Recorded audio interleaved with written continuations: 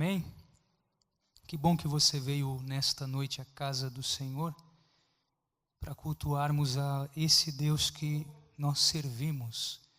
E eu te peço já para você abrir, por bondade, a palavra do Senhor no livro de Jonas. Livro de Jonas, capítulo 2. O livro de Jonas fica depois do livro do profeta Obadias. E fica antes do profeta Miqueias. Livro de Jonas, capítulo 2. Para nós meditarmos um pouquinho nesta noite. Agradecemos a Deus por você que veio, que saiu da sua casa, com o propósito de adorar a Deus nesta oportunidade. Tenho certeza que se o propósito teu foi esse, de vir adorar a Deus, de vir cultuar a Deus, eu tenho certeza que Deus vai receber o teu culto, a tua adoração, a tua espontaneidade em oferecer a Ele o seu melhor, o seu tempo, a sua vida. Amém? Capítulo 2 de Jonas, que diz assim: E orou Jonas ao Senhor, seu Deus, das entranhas do peixe, e disse: Na minha angústia clamei ao Senhor, e Ele me respondeu. Do ventre do inferno gritei, e tu ouviste a minha voz. Porque tu me lançaste no profundo, no coração dos mares, e a corrente me cercou. Todas as tuas ondas e as tuas vagas têm passado por cima de mim. E eu disse: Lançado estou diante dos teus olhos. Todavia tornarei a ver o templo da tua santidade.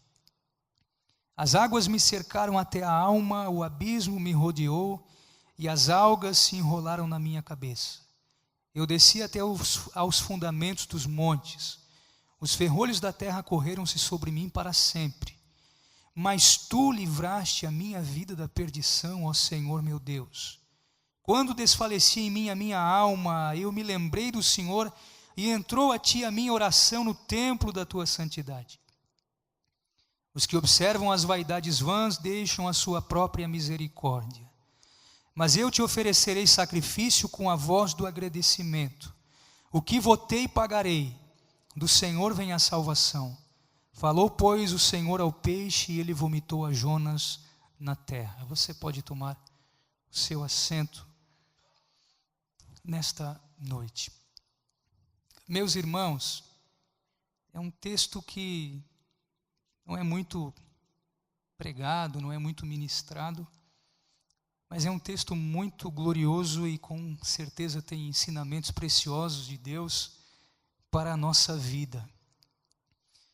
Esse profeta, o profeta Jonas, se nós olharmos no capítulo 1, Deus dá uma mensagem ao profeta e pede para que ele entregue esta mensagem a Nínive, a uma cidade grande, influente, poderosa, mas de pessoas que não tinham compromisso com Deus, não tinham uma vida com Deus. Agora Jonas, ao invés de se levantar e ir entregar a mensagem que Deus havia ordenado a ele, Jonas, ele desobedece à voz de Deus, desce a Jope, compra uma passagem e vai para Tarsis, que era o lado oposto da onde Deus havia mandado ele ir. Então Jonas, ele foge, ele procura fazer isso, e o texto deixa claro, no verso 3 do 1º capítulo, que Jonas se levantou para fugir de diante da face do Senhor para Tarsis, pensando que talvez Deus o iria desobrigar de entregar a mensagem, que Deus mandaria um outro profeta no seu lugar, mas Jonas, ele tem uma grande surpresa. Deus vai atrás dele, Deus o encontra no meio do mar, no meio de um grande oceano, no barco onde ele estava, no navio onde ele estava, e através de uma tempestade, Deus cobra de Jonas aquilo que ele deveria ter ido fazer. Os marinheiros se desesperam, e Jonas então é lançado ao mar, e toda a tempestade se acalma. E Deus, no final do capítulo 1, no verso 17, diz que o Senhor deparou ou preparou um grande peixe para que tragasse a Jonas, e esteve Jonas 3 dias e 3 noites nas entranhas do peixe. Termina assim o versículo 17 do primeiro capítulo, e aí começa o capítulo 2, onde nós lemos. Eu estou avançando um pouquinho para nós entrarmos na mensagem. Então Jonas está dentro de um peixe, e ele vai levantar a sua voz a Deus em oração nesse momento. Eu queria falar a respeito de um tema nesta noite, e o tema seria a gratidão de Jonas pela grandiosa misericórdia de Deus. E quando nós olhamos para esse texto, nós podemos ver no verso 1 e 2 que Deus ouve nossas orações, não importa em que circunstâncias nós estamos.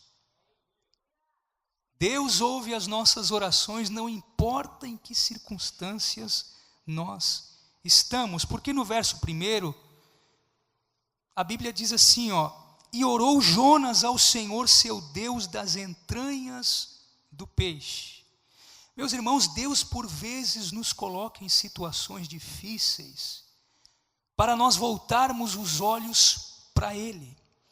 Com licença, vamos trocar de microfone, por favor? Está dando um pouquinho de interferência.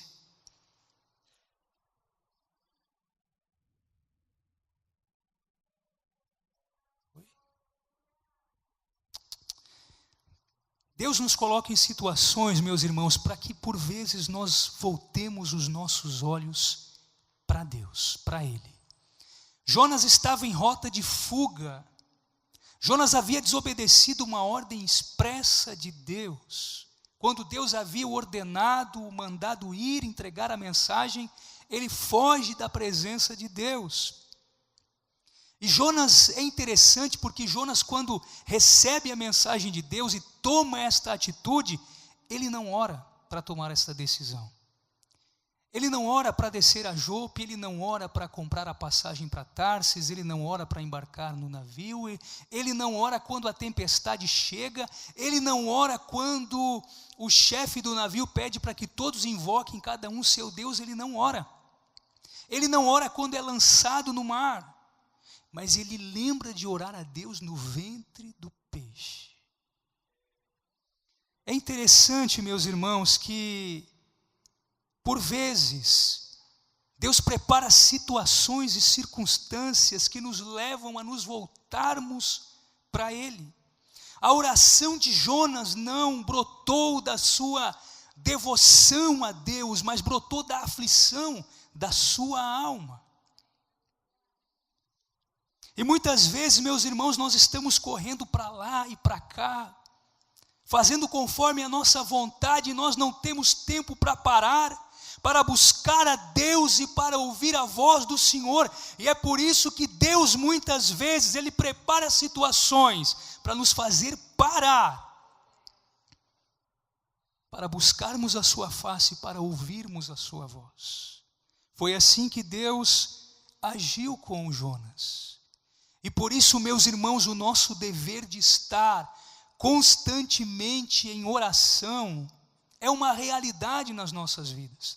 Nós não sabemos quando a situação vai ficar complicada para o nosso lado. Nós não precisamos esperar uma tormenta aparecer, uma tempestade nos cercar, circunstâncias adversas bater a nossa porta para daí nós orarmos a Deus.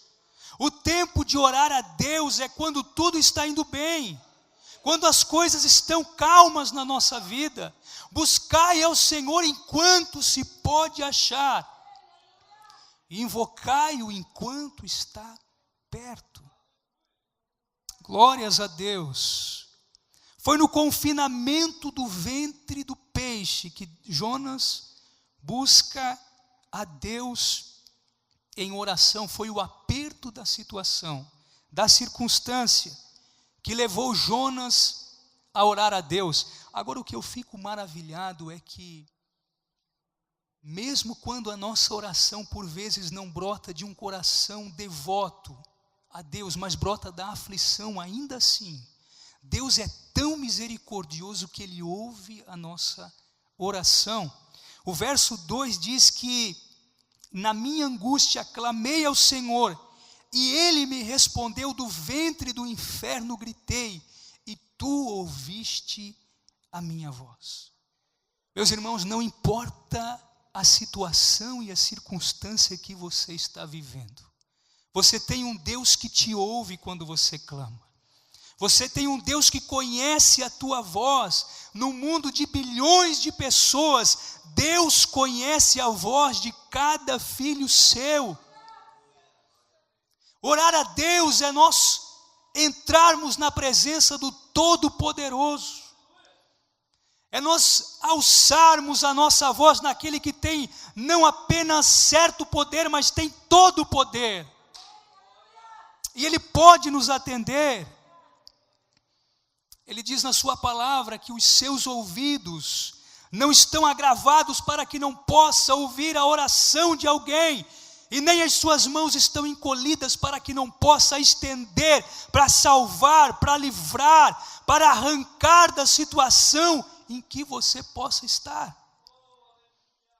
Deus tem sempre prazer em nos atender. E é interessante nós notarmos que não importa por qual situação nós clamamos. Se for enfermidade, Deus ouve.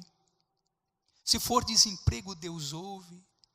Se for uma família arruinada, Deus ouve. Se for um casamento à beira do divórcio, Deus ouve. Deus ouve as nossas orações, não importa em qual situação for, e também não importa o lugar da onde nós clamamos. Pode ser aqui na igreja, pode ser lá em casa, pode ser dentro do carro, dirigindo na estrada, pode ser caminhando na calçada, pode ser dentro de uma loja, pode ser no leito de um hospital, pode ser na barriga de um peixe, pode ser no profundo de uma cova, não importa aonde você está, Deus pode ouvir a tua oração, não importa onde você esteja. É interessante que nós podemos transformar qualquer lugar em um santuário a Deus. Não é o lugar que faz a diferença na oração, mas é primeiramente a quem nós oramos, que é Deus, o nosso Pai. Não é o lugar, mas é a quem clamamos. Não é o lugar, mas é de que maneira nós clamamos, porque a palavra do Senhor diz que há um coração quebrantado, há um coração contrito. Deus, Ele não rejeita, Ele não fica sem responder a oração de alguém com um coração contrito e sincero na sua presença. Jonas transformou a barriga de um peixe em um santuário de oração. Eu não sei em que lugar você está, em que situação você está, mas no lugar onde você está, na situação, na circunstância que você está passando, você pode transformar este lugar em um templo de oração, em um quarto de oração a Deus, porque Ele te ouve aonde você está. Não é o lugar, mas é a pessoa, Deus, o nosso Pai. Não é o lugar, mas é a maneira como nós clamamos a Deus. Agora, meus irmãos, no decorrer do texto, eu entendo uma outra situação também. Eu entendo que Deus nos disciplina porque quer a nossa restauração e não a nossa destruição.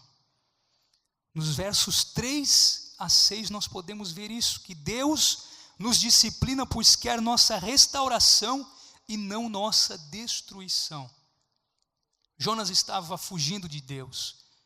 Jonas havia se rebelado contra a ordem de Deus. Jonas havia desobedecido a Deus. Agora, dentro do mar, naquela situação, dentro do ventre do peixe, Jonas entende uma situação. Ele entende que Deus é o agente da situação que ele está vivendo. Porque ele diz no verso 3, porque tu me lançaste no profundo.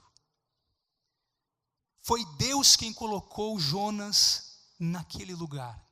Você pode olhar o texto e você vai ver que foram os marinheiros que jogaram Jonas no mar. Mas Deus foi o autor da tempestade. Deus foi quem preparou a situação e a circunstância e fez com que Jonas fosse lançado ao mar.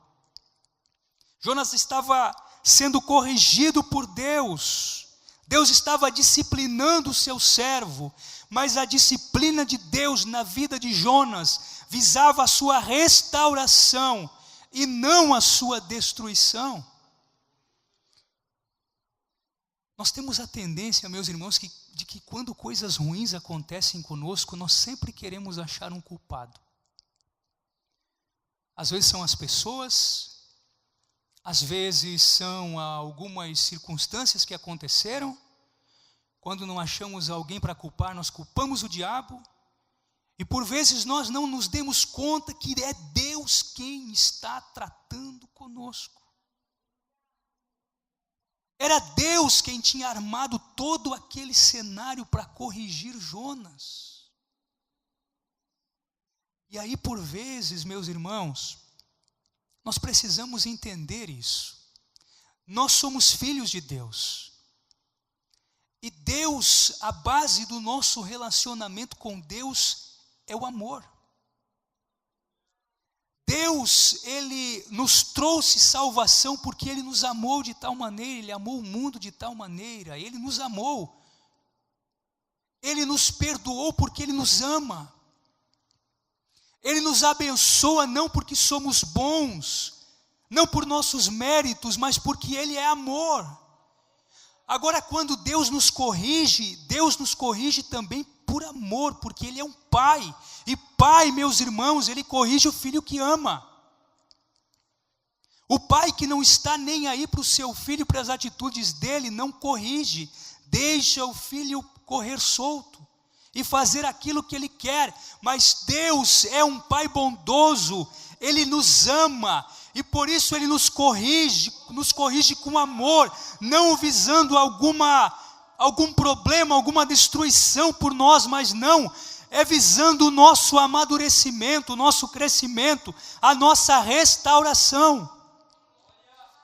Deus queria trazer o profeta novamente de um ato de rebeldia contra Deus a um ato de comunhão com o seu Pai. Por isso que Deus prepara toda aquela circunstância.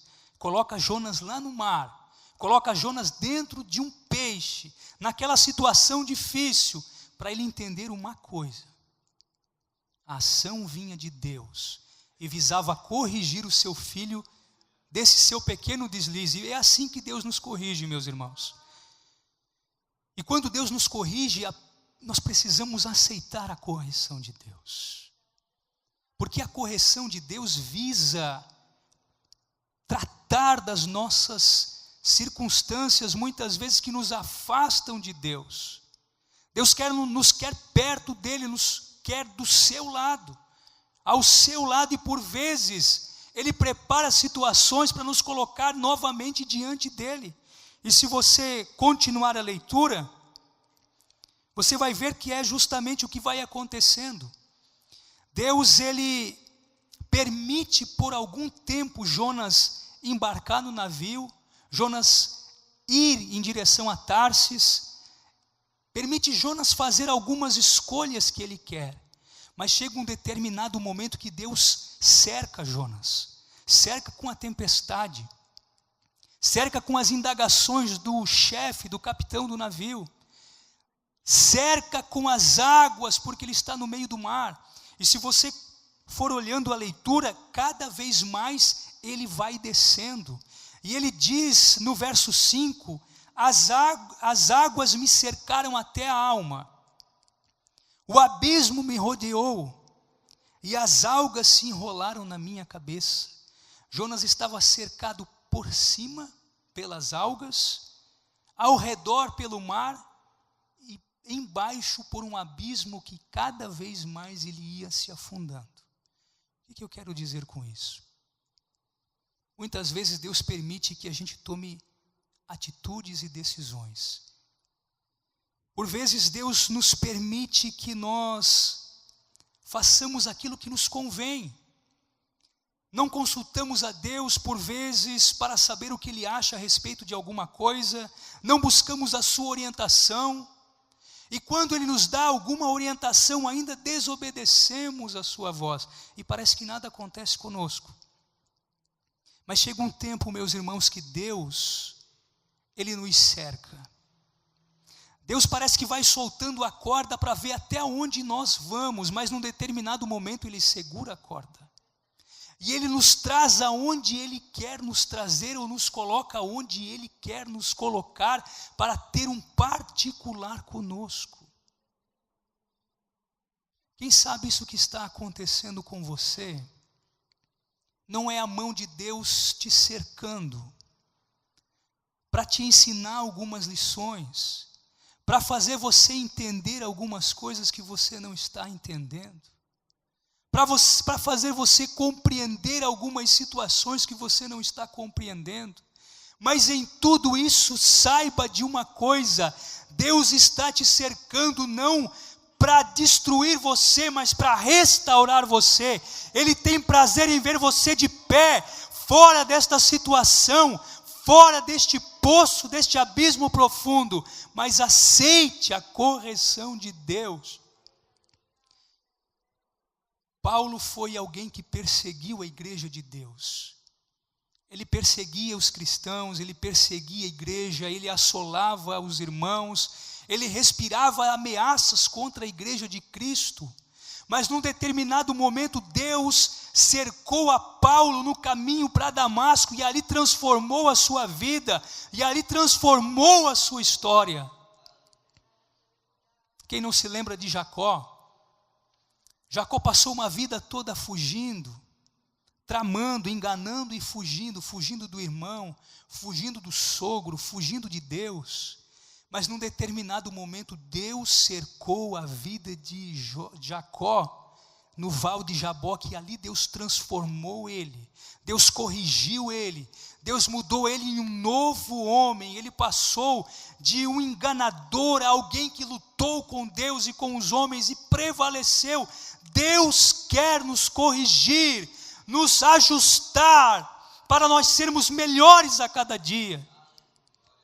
Porque o nosso alvo, meus irmãos, é o céu. Deus está nos preparando não para nós sermos bem-sucedidos na terra. Deus está nos preparando para nós alcançarmos as mansões celestiais, o lugar que Ele foi preparar, um céu de luz que Ele foi preparar para quando nós chegarmos lá, nós estarmos sempre com Ele. E é por isso que Ele permite por vezes que essas situações nos ensinem, nos aproximem mais dEle, nos coloquem mais diante da presença dEle, porque há um céu nos esperando, é para lá que nós estamos indo, e Ele vem nos buscar a qualquer momento, como já foi falado aqui nesta noite. É por isso que Deus trata conosco desta maneira.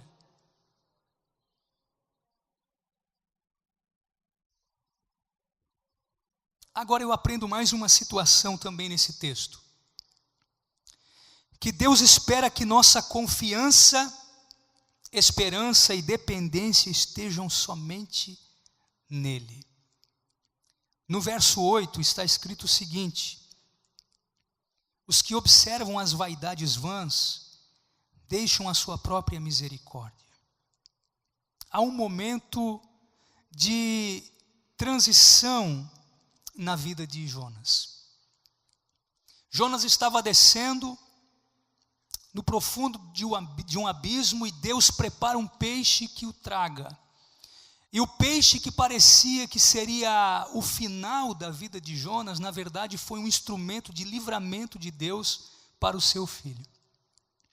Às vezes Deus, no meio da tempestade, prepara situações que parece que vão piorar as coisas, mas não, é a providência de Deus, muitas vezes de uma forma que nós não entendemos, que Deus está colocando diante de nós, não para nossa destruição, mas para o nosso livramento.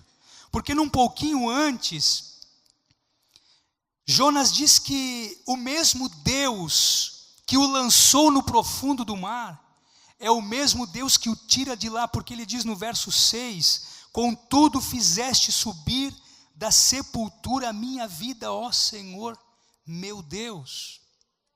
Meus irmãos, o mesmo Deus que faz a ferida, é o mesmo Deus que torna a ligar. O mesmo Deus que permite circunstâncias e situações para nos amadurecer, para nos aperfeiçoar, para tratar de nós, para nos corrigir. É o mesmo Deus que nos tira do profundo da cova, nos tira das situações difíceis e nos coloca novamente na sua presença, restaurados, fortalecidos, abençoados, com uma nova experiência com Ele. É isso que nós vemos. Quando chegamos no fundo do poço, nós precisamos reconhecer que não mais por nossa força ou por nossas capacidades nós podemos fazer alguma coisa. É aí que a mão de Deus se manifesta, com livramento, com providência, com socorro, com vitória, com milagres extraordinários. É assim que Deus age na vida de Jonas. É assim que Deus age muitas vezes nas nossas vidas.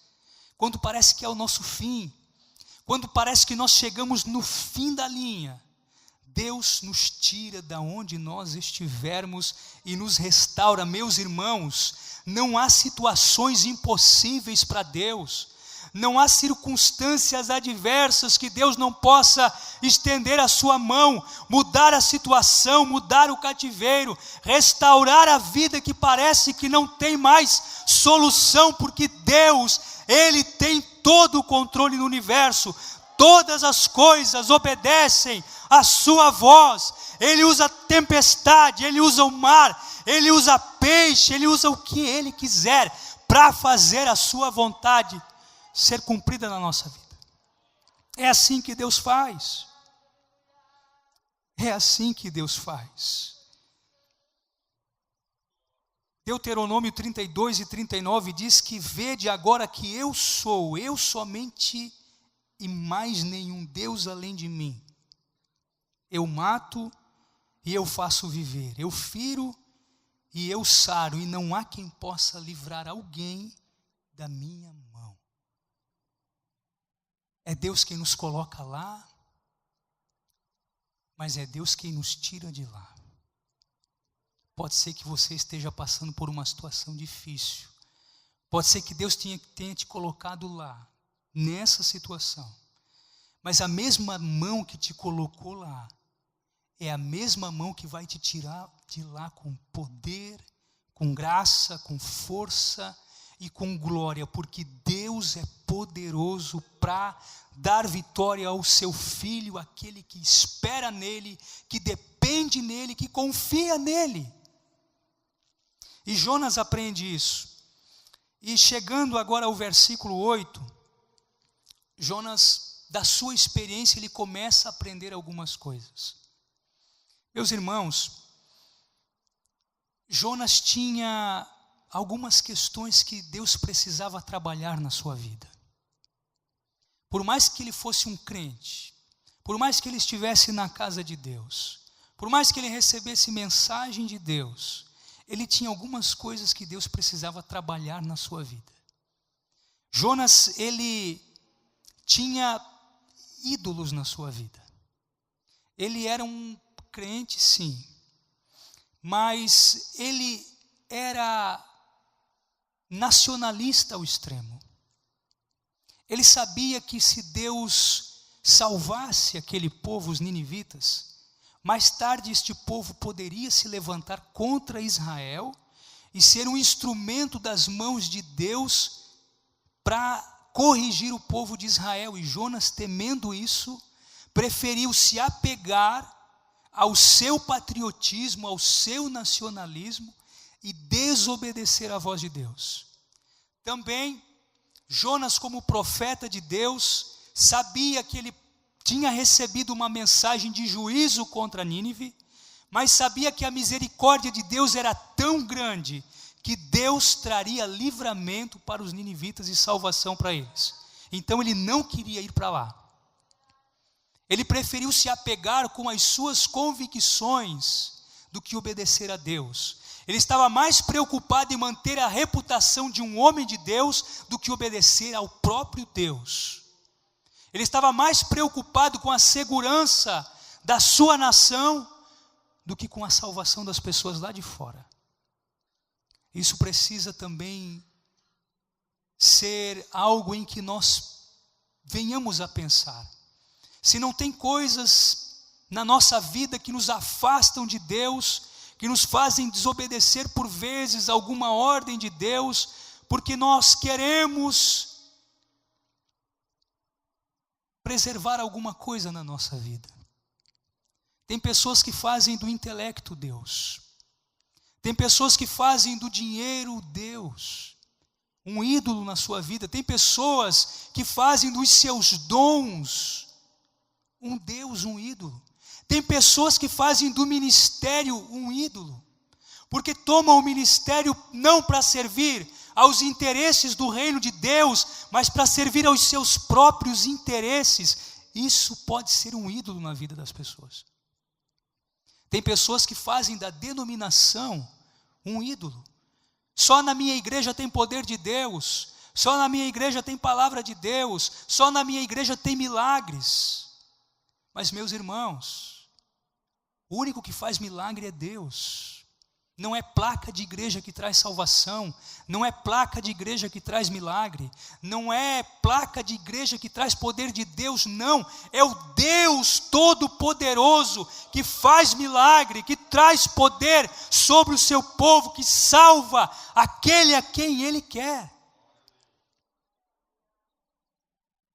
Então, Jonas, nessa sua experiência, ele precisa admitir isso. Verso 8, os que observam as vaidades vãs, deixam a sua própria misericórdia. Deus arranca essa teimosia de Jonas, essa idolatria de Jonas.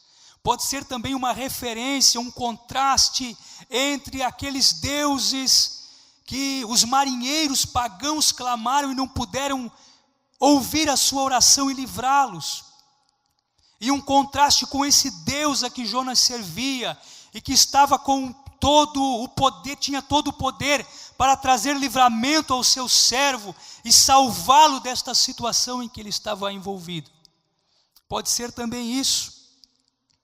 E Jonas então entende que Deus estava trabalhando na sua vida. E depois desta experiência, meus irmãos, vem o verso 9. Aonde Deus nos ensina que Ele, somente Ele, precisa ser o centro da nossa vida, versos 9 e 10. Mas eu te oferecerei sacrifício com a voz do agradecimento. O que votei pagarei, do Senhor vem a salvação. 4 atitudes Jonas aprende desta experiência. Primeiro, gratidão, com a voz do agradecimento. Enquanto estava no ventre do peixe, ele ora a Deus, ele clama a Deus, ele faz alguns votos a Deus, como nós vemos ali no decorrer do verso 9.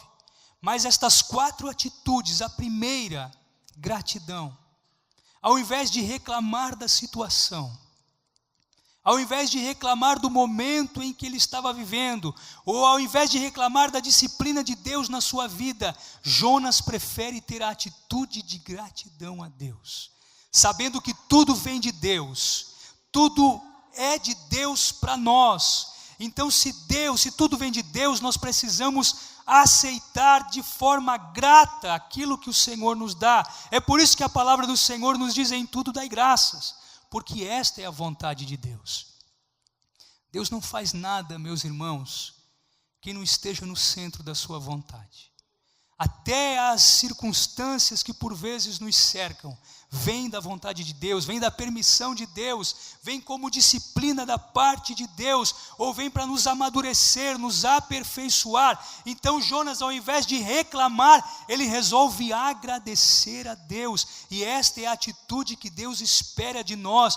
Por quais circunstâncias que nós passarmos, Deus quer a nossa gratidão a Ele. Deus quer a nossa gratidão. Outra atitude que Jonas tem é adoração. Ele diz: oferecerei sacrifício. Eu te oferecerei sacrifícios. Jonas entende que o único Deus que precisa ser adorado é o Deus verdadeiro, que só Ele merece a nossa adoração, só Ele merece o nosso louvor, só Ele merece o nosso sacrifício de louvor, de lábios puros, sinceros, agradecidos e devotos a esse Deus. Deus, e somente Ele é digno de ser adorado. Não há nenhum ídolo que possa salvar, mas Deus pode salvar. Não há homem nenhum que possa nos ajudar em tempos difíceis, mas Deus pode nos ajudar. Então todo louvor, toda adoração, toda gratidão seja para esse Deus que tem todo o poder, que Ele faz como Ele quer e da maneira como Ele quer. A Deus toda adoração. Jonas também tem a atitude de obediência. O que votei, pagarei. Dentro do ventre do peixe é bem provável que Jonas tenha revisto a sua situação de desobediência, e quem sabe Jonas tenha orado a Deus e tenha dito: Senhor, se tu me deres mais uma chance, eu vou fazer a tua vontade, eu vou fazer a tua obra. Quem sabe Deus está te dando uma chance a mais, para você se envolver mais com Ele, para você caminhar mais apegado a Ele neste caminho, nesta jornada, nesta peregrinação, que tem para nós um destino final. E eu tenho dito várias vezes, o destino final não é Içara, mas é o céu que nos espera.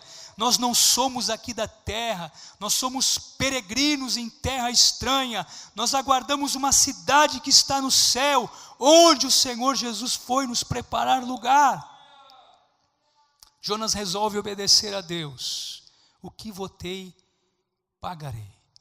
E a palavra do Senhor nos recomenda que quando nós fizermos algum voto a Deus, nós precisamos nos apressar para cumprir este voto, para obedecer aquilo que nós propomos diante de Deus. Porque por vezes nós dizemos da boca para fora, e Deus, pela sua misericórdia, muitas vezes ainda nos atende, mas quando chega a hora de nós cumprirmos, nós falhamos com Deus. Deus quer que aquilo que nós propomos no nosso coração, nós cumpramos com Ele. E a última atitude é a atitude de reconhecimento. Jonas, ao final da sua oração, ele reconhece que do Senhor vem a salvação. A salvação procede única e exclusivamente de Deus. A salvação não provém de obras. A salvação não é mérito humano. A salvação é uma ação de Deus na nossa vida. É pela sua graça e misericórdia, através da nossa fé no seu Filho, em Cristo Jesus, que provém salvação para as nossas vidas. Também não compete a nós escolhermos ou orarmos para que fulano seja alcançado e salvo por Deus, e aquele não compete a nós. Jonas estava fazendo isso, ele queria a salvação para aqueles que ele considerava dignos de serem salvos, ou para aqueles que não iriam se levantar contra Israel, mas não queria salvação para os ninivitas. E Deus mostra a Jonas que dele vem a salvação. Por quê? Porque Deus salva os marinheiros pagãos lá no navio. Se você for ver no capítulo 1, que os marinheiros, após verem Deus acalmando a tempestade, acalmando o mar, eles reconhecem que Deus, e temem a Deus, porque dele procedeu aquele livramento. Jonas experimenta a salvação do ventre do peixe, do afogamento nas águas, e do ventre do peixe, porque ele é vomitado em seguida pelo peixe na terra. E Deus estava preparando salvação também para os ninivitas, então a salvação vem de Deus. Não compete a nós escolher quem pode ser salvo ou quem não pode, não compete a nós ser o juiz daquele a quem Deus pode ou não pode salvar. Deus amou o mundo todo, não uma parte dele, e é dever nosso pregar a todos, aos bons, aos ruins, aqueles que são justos ou merecedores aos nossos olhos, mas aqueles que não são merecedores da mesma maneira, porque toda a salvação pertence a Deus, toda a salvação vem de Deus, e graças a Deus por isto, porque assim como Jonas foi salvo do ventre do peixe, ele estava praticamente sepultado no abismo, nós da mesma maneira andávamos errantes pelo caminho, sepultados, quem sabe, em uma morte espiritual, mas Cristo nos ressuscitou, nos restaurou e nos trouxe à presença de Deus. A salvação nossa veio de Deus, vem do Senhor a salvação, e nós precisamos comunicar, meus irmãos, como filhos de Deus, como chamados por Deus, nós precisamos comunicar esta tão grande salvação àqueles que estão se perdendo lá fora. É dever da igreja, nós fomos chamados para isso, fomos comissionados para isso, precisamos apresentar esta salvação, tanto àquele que tem uma posição melhor na sociedade, quanto àquele que ninguém conhece. Nós somos chamados para pregar a todos, não a um grupo de pessoas. Nós somos chamados a alçar a nossa voz e apresentar este Deus de salvação, não importando a quem. Se coloque de pé nesta noite por bondade, nós estaremos orando. E se você está, meu irmão, quem sabe passando por uma situação difícil na tua vida, quem sabe cercado por águas, quem sabe cercado por circunstâncias adversas, a única palavra a mais que eu tenho para você nesta noite é que Deus conhece a situação que você está. Pode ser que tenha sido o próprio Deus que tenha te colocado lá, mas eu quero te trazer uma palavra de esperança. Se foi Deus que te colocou lá, se é Deus que está corrigindo você de alguma situação, esse mesmo Deus, Ele vai te tirar de lá, no tempo certo, na hora certa, Ele vai trazer salvação a você, porque do Senhor vem a salvação. Jonas aprende isso, e quando ele chega na praia, quando ele é vomitado pelo peixe, ele se levanta dali, e ele decide obedecer a Deus. Ele vai à cidade de Nínive, prega a Nínive a contragosto, mas porque Deus é fiel à sua palavra e à sua mensagem, toda a cidade se converte. E Jonas aprende mais uma vez que do Senhor vem a salvação. A nossa salvação procede de Deus, meus irmãos. Por isso nós precisamos colocar a nossa confiança em Deus. É por isso que a nossa esperança precisa estar unicamente em Deus, porque dele procede a nossa salvação, a nossa vitória está em Deus. Vamos orar nesta noite. Se você tem alguma necessidade, você pode levantar a sua mão. Nós estaremos orando para que este Deus de salvação, Ele possa estender a sua mão, não importa onde você esteja. Se você estiver cercado pelo mar, pelas águas, se você está passando pelas águas, a palavra do Senhor diz que estas águas não te submergirão. Se você está passando pelo fogo, a palavra do Senhor diz que elas não queimarão você. Deus está contigo. Deus está de olho na tua vida e Ele vai com toda certeza trazer vitória a você. Vamos orar? Senhor Deus e Pai, nós te agradecemos nesta noite pela tua palavra, Senhor. Tu és o Deus que tem, Senhor, todo o poder e tu faz como tu queres. Todas as coisas pertencem a ti. A salvação pertence a ti, Senhor. A nossa vida está nas tuas mãos, ó Deus. E tu podes fazer como tu queres, como te apraz conosco. Tu és o Deus que tira a vida, mas o Deus que também traz a vida de volta. Tu és o Deus que faz a ferida, mas torna a ligar. Tu és o Deus que tem provisão, que por vezes nos surpreende, para nos trazer livramento e nos trazer vitória. Tu és o Deus que com a tua mão de misericórdia nos tira das águas, nos tira da cova, nos tira dos abismos da existência humana e nos coloca de volta na tua presença. Os teus ouvidos, ó Deus, não estão agravados, as tuas mãos não estão encolhidas. Do Senhor vem a salvação e tu pode nesta noite, ó Deus, trazer salvação àquele que precisa, trazer livramento àquele que precisa e trazer vitória àquele que precisa. Pai, nós oramos e te agradecemos e te pedimos nesta noite a bênção sobre os teus filhos, em nome de Jesus. Amém e amém.